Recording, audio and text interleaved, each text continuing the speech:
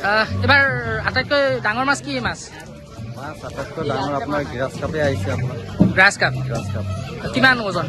আপোনাৰ 35-36 মান হৈ যাব। 35-36 কি মাছ আহিছে? মাছ আপোনাৰ বৰালি আৰু আপোনাৰ আৰি আৰু আপোনাৰ চিলগুৰিয়া আছে আৰু চিতল আছে, ভকুৱা আছে, চিতল আছে, গ্ৰাছ কাপ আছে, বিভিন্ন ধৰণৰ আছে মাছ। চব ডাঙৰ মাছ? চব ডাঙৰ মাছ।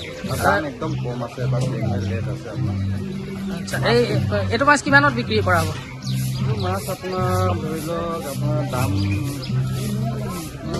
15,000, 16,000। ওজন মানে যিমান ডাঙৰ যাব 20,000 হ'ব পাৰে। আপোনাৰ সৰুখিনি চব ৰেট লৈ হ'ব দামখিনি। আপুনি বাৰু হাড়ৰ সমস্যাৰ কাৰণে পাটনালৈ যাবলৈ চিন্তা কৰি আছে নেকি? এতিয়া আৰু চিন্তা নাই। আপোনাৰ যিকোনো হাড়ৰ সমস্যা হ'লে এতিয়াৰ পৰা আৰু পাটনালৈ যাব নালাগে, কিয়নো এতিয়াৰ পৰা গুৱাহাটীতে পাব সেই সকলো সা সুবিধা।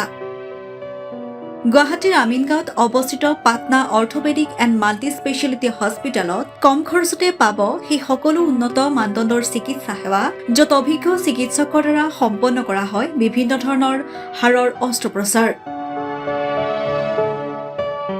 বৰ্তমানলৈকে 3,000তকৈও অধিক ৰোগী সুস্থ হৈছে।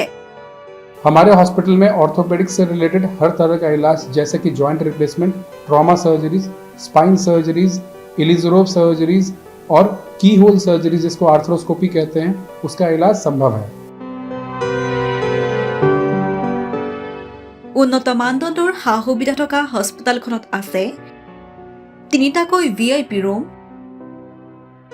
11টা কেবিন, জেনেৰেল ৱাৰ্ডত আছে 12খনকৈ বিচনা তথা 7খনকৈ বিচনাযুক্ত ICU। তাৰোপৰি এই হস্পিটেলখনৰ ভিতৰতে আছে ফাৰ্মাচীৰো সা সুবিধা।